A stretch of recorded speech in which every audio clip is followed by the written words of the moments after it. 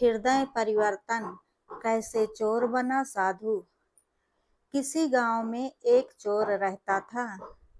एक बार उसे कई दिनों तक चोरी करने का अवसर नहीं मिला, जिससे उसके घर में खाने के लाले पड़ गए। वह मरता क्या न करता। तब वह रात्रि के लगभग 12 बजे गांव के बाहर बनी एक साधु की कुटिया में जा घुसा। वह जानता था कि साधु बड़े त्यागी हैं, अपने पास कुछ नहीं रखते। फिर भी सोचा खाने पीने की ही कुछ मिल जाएगा तो 1-2 दिन का गुजारा चल जाएगा। जब चोर कुटिया में प्रवेश कर रहा था, संयोगवश उसी समय साधु बाबा ध्यान से उठकर लघु शंका निमित्त बाहर निकले ही थे कि तभी चोर का और साधु का आमना सामना हो गया। साधु उसे देखकर पहचान गए, क्योंकि पहले कई बार देखा था, पर साधु यह नहीं जानते थे कि ये चोर है। उन्हें आश्चर्य हुआ कि यह आधी रात को यहाँ क्यों आया है।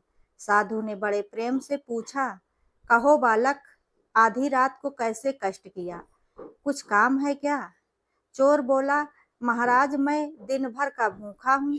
संत जी ठीक है, आओ बैठो। मैंने शाम को धूनी में कुछ शकरकंद डाले थे, वह भुन गए हैं, निकाल देता हूँ, तुम्हारा पेट भर जाएगा। शाम को आ गए होते तो जो था हम दोनों मिलकर खा लेते। पेट का क्या है, पेट का क्या है बेटा, अगर मन में संतोष हो तो जितना मिले उसमें ही मनुष्य खुश रह सकता है। यथा लाभ संतोष, यही तो है। साधु ने दीपक जलाया, चोर को बैठने के लिए आसन दिया, पानी दिया और एक केले के पत्ते पर भुने हुए शकरकंद रख दिए। फिर पास में बैठकर उसे इस प्रकार खिलाया जैसे कोई माँ अपने बच्चों को खिलाती है। साधु बाबा के अच्छे व्यवहार से चोर निहाल हो गया। सोचने लगा, एक मैं हूँ और एक यह बाबा है। मैं चोरी करने आया हूँ और यह इतने प्यार से खिला रहे हैं। मनुष्य ये भी है और मनुष्य मैं भी हूँ। किसी ने ये भी सच कहा है, आदमी आदमी में अंतर होता है, कोई हीरा तो कोई कंकर होता है।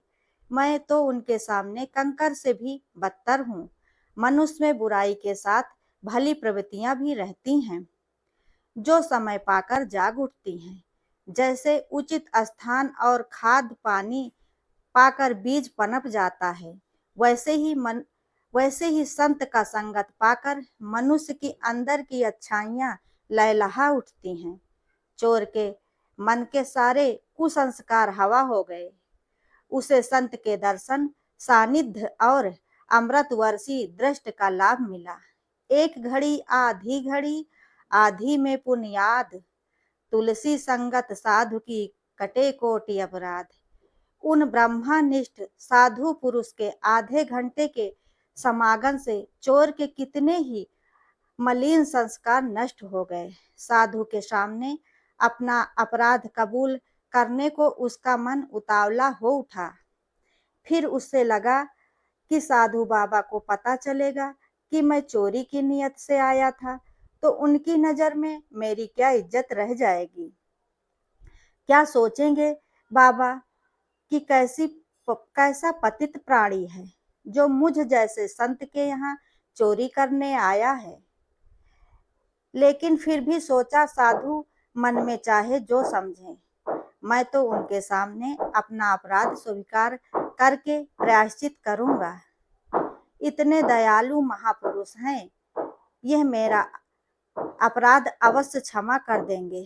संत के सामने प्रायश्चित करने से सारे पाप जलकर राख हो जाते हैं। उसका भोजन पूरा होने के बाद साधु ने कहा, बेटा आप इतनी रात में तुम कहाँ जाओगे? मेरे पास एक चटाई है, इसे ले लो और आराम से यहीं सो जाओ, सुबह चले जाना। नेकी की मार से चोर दबा जा रहा था। वह साधु के पैरों पर गिर पड़ा और फूट फूट कर रोने लगा। साधु समझ न सके कि यह क्या हुआ। साधु ने उसे प्रेम पूर्वक उठाया, प्रेम से सिर पर हाथ फेरते हुए कहा, क्या हुआ? रोते रोते चोर का गला रुंध गया। उसने बड़ी कठिनाई से अपने को संभाल कर बोला, महाराज, मैं बड़ा अपराधी हूँ। साधु बोले, बेटा, भगवान तो सबके अपराध क्षमा करने वाले हैं।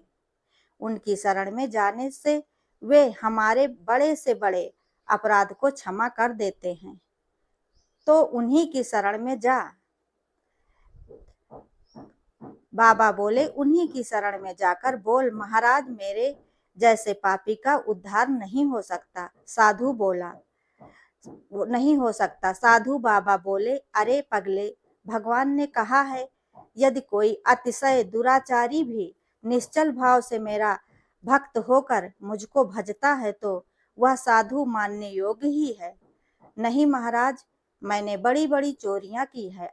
आज भी मैं भूख से व्याकुल होकर आपके यहाँ चोरी करने आया था, लेकिन आपके सद्व्यवहार ने तो मेरा जीवन ही पलट दिया। आज मैं आपके सामने कसम खाता हूँ कि आगे से मैं कभी चोरी नहीं करूंगा, किसी जीव को कभी नहीं सताऊंगा।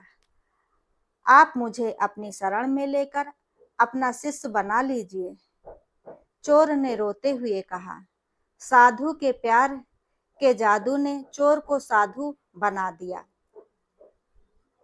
उसने अपना पूरा जीवन उस साधु बाबा के चरणों में सदा के लिए समर्पित करने का अमूल्य मानव जीवन को अमूल्य से अमूल्य परमात्मा को पाने के रास्ते में लगा दिया।